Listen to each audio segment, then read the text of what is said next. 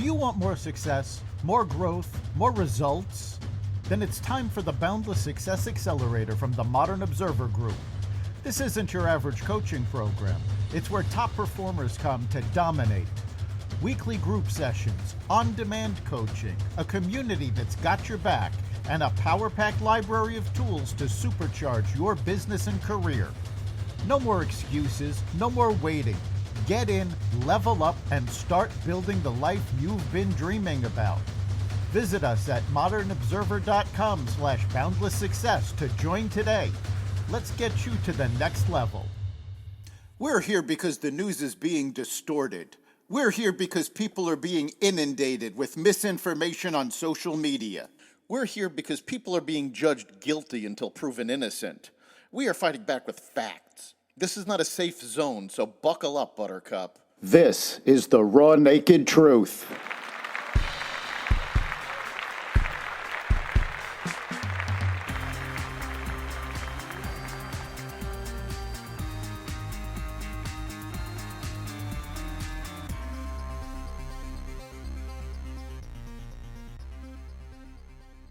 The Trump administration wins at the Supreme Court.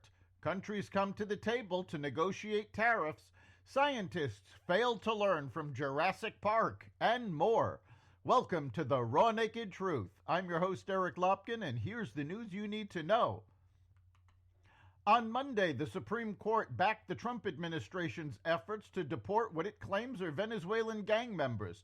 The 5-4 ruling allows continued use of the Alien Enemies Act, a wartime law, though it stipulated that migrants are entitled to due process. Chief Justice John Roberts, acting on his own, also temporarily blocked a court order requiring the return of a mistakenly deported Salvadorian man. Trump's Justice Department officials conceded that an administrative error led to the Maryland man's deportation, but argued that it is not the place of the courts to dictate immigration policy, and that the man could not be brought back as he is in Salvadorian custody. The ruling specified that Trump opponents filed their cases in the wrong jurisdiction, and venue shopping for friendly judges is not permissible. After President Trump threatened to add another 50% tariff onto China, Beijing once again vowed to hold the line. The U.S. threat to escalate tariffs on China is a mistake on top of a mistake, its Commerce Ministry said in a statement. The threat once again exposes the blackmailing nature of the U.S., the statement said. China will never accept it. If the U.S. insists on its own way, China will fight to the end, it added.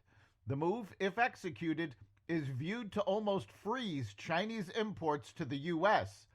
Treasury Secretary Scott Bessent said Tuesday the U.S. holds a substantial advantage over China as the two nations exchanged threats in a burgeoning trade war. I think it was a big mistake, this Chinese escalation, because they're playing with a pair of twos, Bessent said during an interview on CNBC's Squawk Box. What do we lose by the Chinese raising tariffs on us? We export 1/5 to them of what they export to us. So that is a losing hand for them. European Commission President Ursula von der Leyen, who talked about fighting the United States over tariffs prior to the tariffs implementation, has now said the European Union is ready to negotiate with President Trump over tariffs, noting that we have offered 0 tariffs for industrial goods.